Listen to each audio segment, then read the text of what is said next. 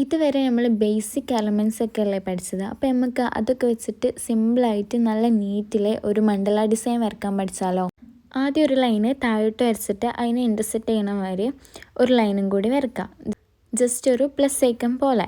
ലൈൻസിൻ്റെ എൻഡെല്ലാം കൂടി യോജിപ്പിച്ച് ഒരു സർക്കിളാക്കി എടുക്കണം.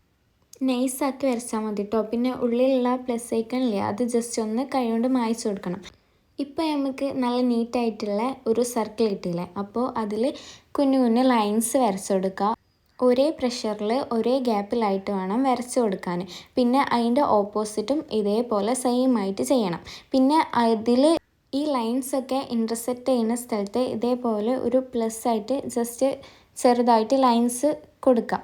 പിന്നെ അതിൻ്റെ സെൻറ്റർ ഭാഗത്തൊക്കെ ചെറിയ ചെറിയ ഡോട്ട്സ് ഇട്ട് കൊടുത്താൽ മതി. പിന്നെ ഈ സർക്കിളിൻ്റെ ചുറ്റും 2 ഔട്ട്ലൈൻസ് കൊടുക്കണം. ഫസ്റ്റ് വരച്ചിട്ടുള്ള ലൈനും ഈ സർക്കിളുമായിട്ട് നല്ല നീറ്റായിട്ട് അത് ഫില്ലാക്കി കൊടുക്കണം. പിന്നെ അതിൻ്റെ മുകളിലത്തെ ലൈനിൻ്റെ മുകളിൽ നല്ല നീറ്റായിട്ട് ഹംസ് വരച്ച് കൊടുക്കുക. എന്നിട്ട് അതിൻ്റെ മുകളിൽ ഫില്ല് ചെയ്യാൻ വേണ്ടിയിട്ട് ലീവ്സും സോളും വരക്കുക. ഞാൻ വരക്കുന്ന പോലെ നല്ല ശ്രദ്ധിച്ച് നീറ്റായിട്ട് വരച്ചാൽ മതി. ഇതൊക്കെ വരച്ചതിന് ശേഷം ഇതേപോലെ ഔട്ട്ലൈന് കൊടുക്കുക.